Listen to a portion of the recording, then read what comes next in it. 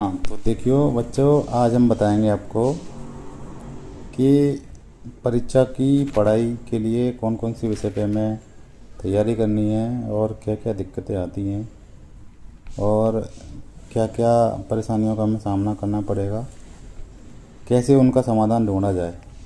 उसमें सबसे पहला पॉइंट आता है कि हम अपने लक्ष्य का निर्धारण कैसे करें, यानी कि हमें क्यों पढ़ना है और कैसे पढ़ना है, और पढ़ने से ज़्यादा ज़रूरी क्या है या पढ़ने में ज़्यादा ज़रूरी क्या है।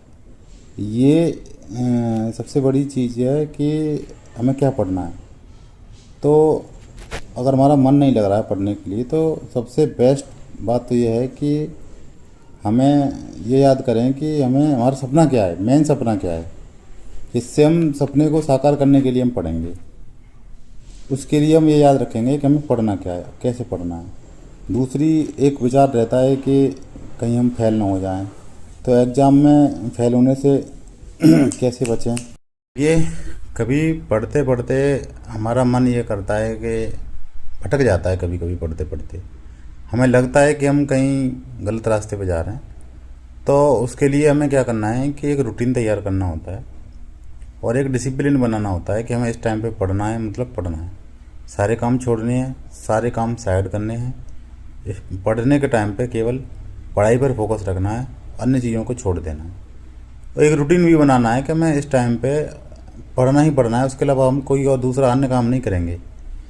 क्योंकि एक बार अगर आप इग्नोर करने लग जाओगे पढ़ाई को, तो फिर वो हाथ नहीं आने वाली। फिर आज कम करोगे, कल थोड़ा ज़्यादा करोगे।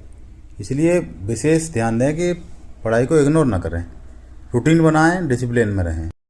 देखिए, अगली बात यह भी है कि जब हम पढ़ाई करते हैं तो एक हमारे पास एक मोबाइल भी है, तो वो मोबाइल भी दिक्कत करता है कभी कभी पढ़ाई में। मोबाइल में कुछ ऐप्स ऐसे भी हैं, सोशल मीडिया वगैरह, और ज़्यादातर मोबाइल में रील चलाते हैं, तो उनको देखने से बचें। ठीक है, कोशिश ये करें कि कम से कम मोबाइल चलाएं। और मेरा मानना तो यह है कि मोबाइल को बिल्कुल भी नहीं चलाएं, और अगर चलाएं तो इंटरनेट का यूज़ करें, वो भी गूगल के लिए। गूगल ब्राउजिंग करें, केवल जो भी चीज़ें नहीं आती हैं आप उसे क्लियर करें और वेरीफाई करें कि हम जो पढ़ रहे हैं वो गलत है या सही है। या फिर कोई चीज़ हमारी जानकारी में नहीं है तो उसे हम गूगल कर सकते हैं। तो ये तो इसका यूज हो सकता है, लेकिन सोशल मीडिया का तो कतई यूज ना करें। सोशल मीडिया कभी काम नहीं आता हमारे। और कभी कभी तो ऐसा भी होता है कि हमने देखा है कि बच्चे, बहुत सारे बच्चे बताते हैं कि जो कठिन विषय हैं उनको छोड़ देते हैं और सरल विषयों पर ध्यान देते हैं, क्योंकि ये तो हमें आता है तो हम उसे अच्छे से जानते हैं। तो इसलिए मैं एक बात और बताना चाहूँगा कि जो कठिन विषय हैं उन पे ज़रूर अच्छे से फोकस करें, और कोशिश यह करें कि रिवीजन ज़्यादा से ज़्यादा करें।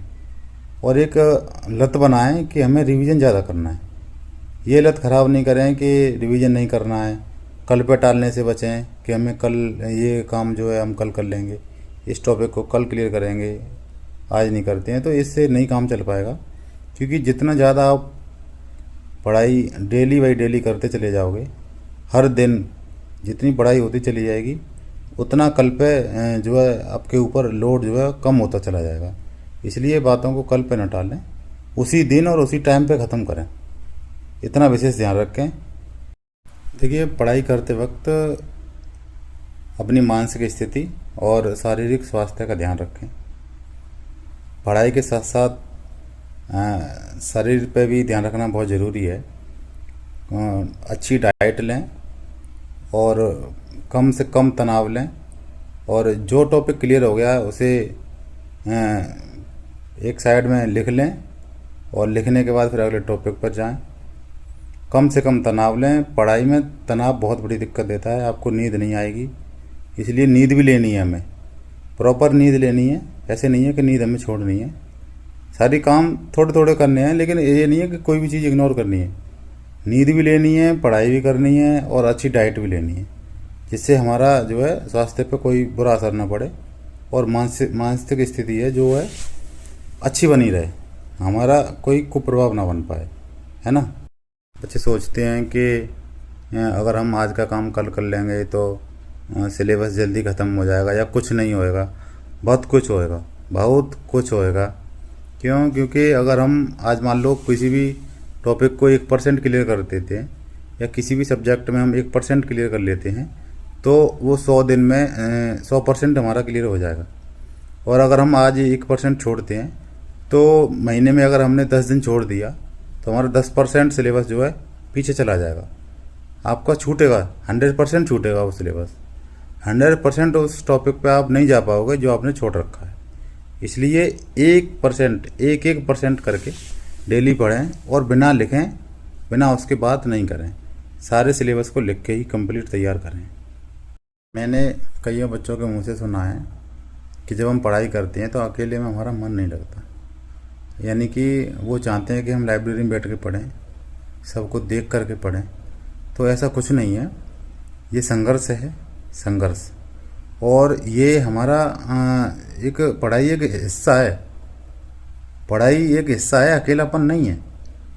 पढ़ाई हम अकेले में बैठ के ज़्यादा कर लेते हैं बजाय किसी के साथ। क्यों?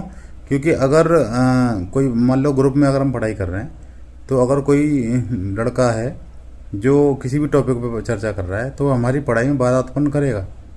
जबकि हमने अपना टाइम सेट कर रखा है कितने घंटा हमें इस टॉपिक को देने हैं, तो वो टॉपिक क्लियर नहीं हो पाएगा। इसलिए पढ़ाई को कोशिश ये करें कि आप जो है ग्रुप में न करके अकेले में करें और अकेले को बोझ ना समझें, तनाव न लें बिल्कुल भी। पढ़ाई तनाव नहीं है, पढ़ाई एक संघर्ष का एक हिस्सा है और उसे ज़रूर लें, ऐसे नहीं छोड़ना है। कई टॉपिक ऐसे हैं जो हमें इग्नोर करने हैं। परीक्षा के समय फालतू लोगों, फालतू बातों और फालतू चीज़ों से दूर रहना है। बहुत सी चीज़ें ऐसी भी आएंगी जो हमें परीक्षा के समय में बाधित करेंगी, उन्हें दूर रहना है और अपनी परीक्षा पे ही फोकस करना है। परीक्षा सबसे महत्वपूर्ण है। एक बार सिलेक्शन पा लो, उसके बाद आप कुछ भी कर सकते हो। सिलेक्शन पाने से पहले कुछ भी नहीं करना है, केवल परीक्षा पे फोकस करो।